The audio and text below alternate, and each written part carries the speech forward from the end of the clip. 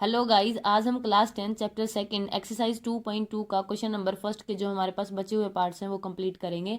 तो हमारे पास third part में क्या दिया गया है, 6x का square -3 -7x। Question number first में हमें फाइंड द जीरोज यानी जीरोज निकालनी है और रिलेशनशिप वेरीफाई करके दिखाना है।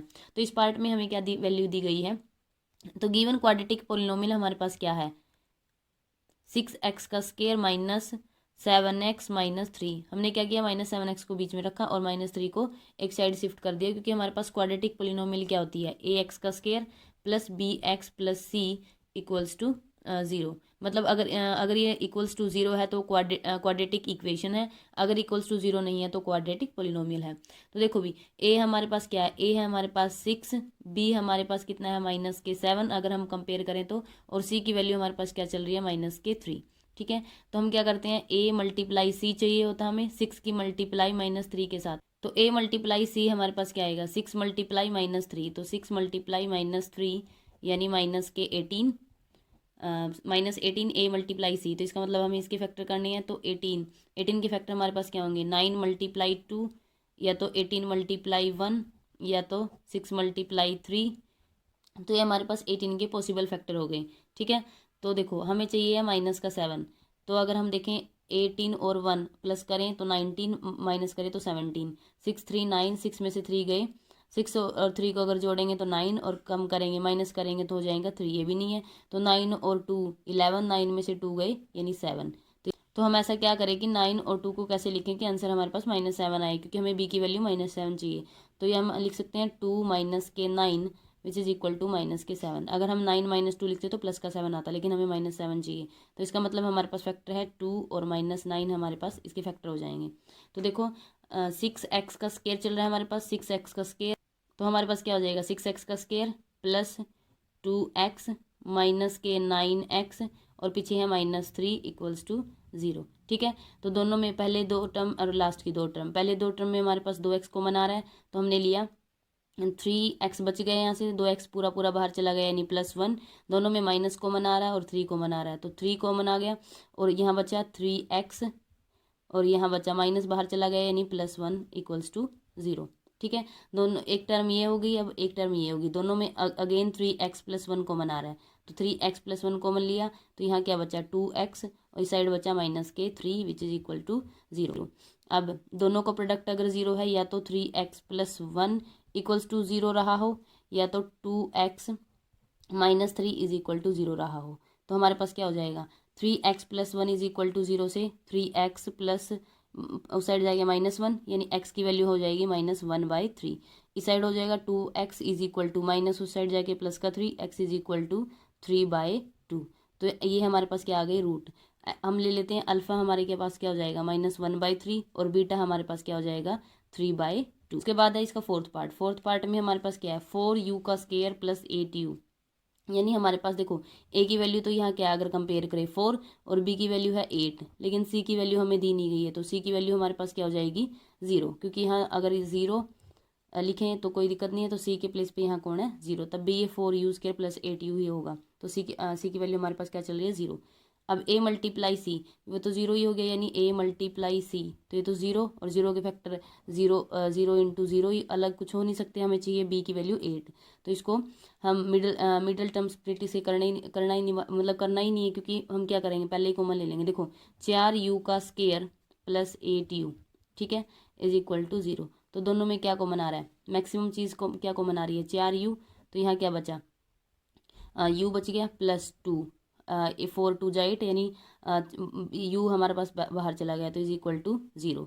अब देखो 4u, या तो 4u इक्वल्स टू 0 रहा हो, देखो ये तो 4u इज इक्वल टू 0, या तो u + 2 इक्वल्स टू 0। यहाँ से हो जाएगा u, ये 4 है तो u 0/4 which is equal to 0, यानी एक u की वैल्यू तो हमारे पास क्या आ गई, एक u की वैल्यू आ गई 0।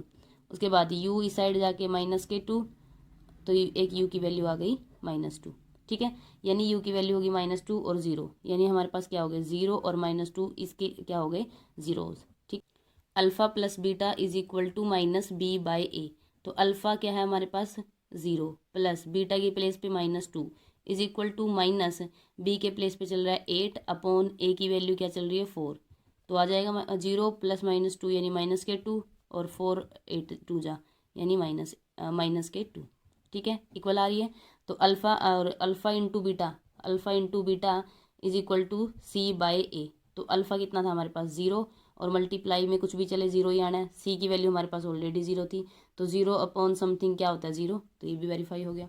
इसके बाद है हमारे पास फिफ्थ पार्ट में हमारे पास क्या है, T square minus 15 is equal to 0।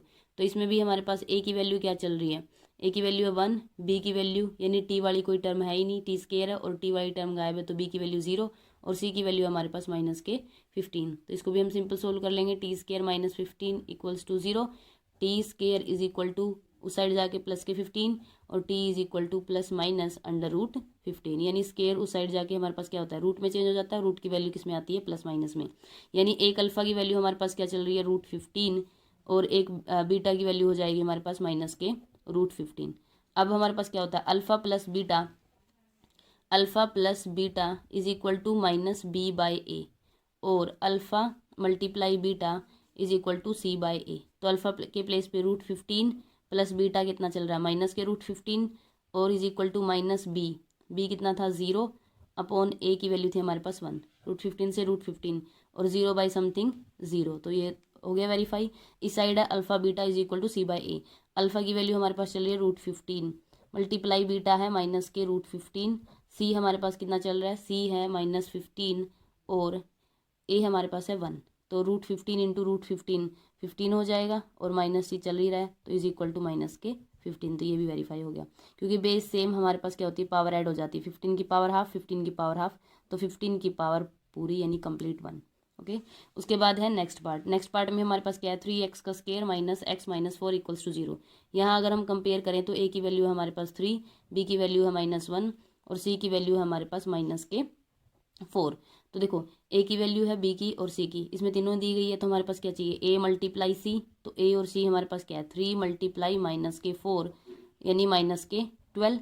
अब 12 के फैक्टर तो देखो 2 6 जा 12 और हो जाएगा 6 2 जा 12 हो गया, 4 3 जा 12, ठीक है, और या फिर आप लिखेंगे 12 मल्टीप्लाई 1, यही पॉसिबल फैक्टर हो सकते हैं। अब देख लो इनको प्लस माइनस करके, 6 और 2 8, 6 में से 2 गए 4, बी की वैल्यू -1 चाहिए, नहीं आ रहा। 12 और 1 13, 12 में से 1 गया 11, ये भी नहीं आ रहा।